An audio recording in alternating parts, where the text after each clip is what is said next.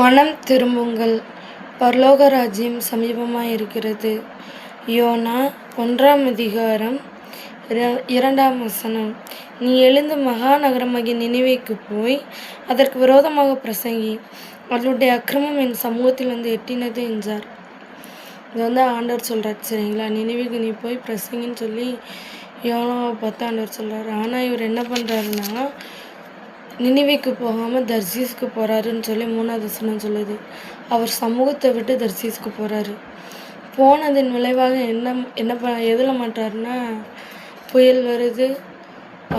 அநேக விசாரிக்காங்க. அப்படி தானே? அந்த கப்பலில் போகும்போது விசாரிக்காங்க, நீ யார் அப்படிலாம் விசாரிக்காங்க. அப்போ சீட்டு யோனா பேரில் விழுது. அதுக்கப்புறம் தான் விசாரிக்காங்க. விசாரித்து கடலில் தூக்கி போட சொல்கிறாரு. போட்டாங்க. போட்டதும் மீன் விழுங்குது. சரிங்களா?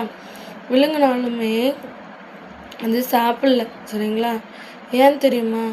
நீங்கள் கீழ்ப்படியாமல் போனாலும் அவர் நினச்ச இடத்துக்கு கொண்டு போய் விட்டுருவார்.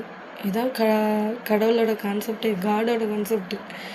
என்னென்னா, நீங்கள் ஒரு இடத்த நினச்சி நீங்கள் ஓடுவீங்க. இதை நம்ம செஞ்சால் தப்பிடலாம், இப்படி செஞ்சால் நம்ம மிஸ்டேக் இல்லாமல் நம்ம பண்ணிடலாம், இதை செஞ்சால் நம்ம இந்த காரியத்தை நம்ம பண்ண வேண்டாம், இதை நம்ம பார்க்க வேண்டாம். அவருக்கு நினிவே மக்கள் மேலே ஒரு கோபம் கூட இருக்கலாம். ஏன் இஸ்ரேல் ஜனங்களை அவங்க பாடுபடுத்தியிருக்காங்க, அதனால் இவருக்கு ஒரு கோபம் இருக்கலாம். ஸோ அதனால் இவர் போகலை. ஆனால் இவர் என்ன சொல்கிறாரு தெரியுமா? நீங்கள் இப்படி தான் பண்ணுவீங்க, அழிக்க மாட்டீங்கன்னு சொல்கிறாரு. ஆமணக்கு செடி இப்படிலாம் ஒவ்வொன்றா வச்சு பேசும்போது ஆண்டவர் சொல்ல, 124,000 பேர் மேலே நான் 20,000 பேர் மேலே எனக்கு பரிதபியாமல் இருப்பேனாங்கன்னு ஒரு கேள்வி கேட்பார். ஆனால் அப்படி இருந்துமே இவருக்கு அந்த கோவம் அடங்காது. ஆனால் ஒரே ஒரு காரியம் என்ன சொல்கிறாரு தெரியுமா? ஆண்டவர், கடவுள் ஒரு மீனை கொடுத்து அவரை காப்பாற்றி திரும்ப விட்ட இடத்த பிடிக்க வச்சார். அப்படி தானே? நேற்று கூட பிள்ளையாமை பற்றி பார்த்தோம். என்ன பார்த்தோன்னா, அவர்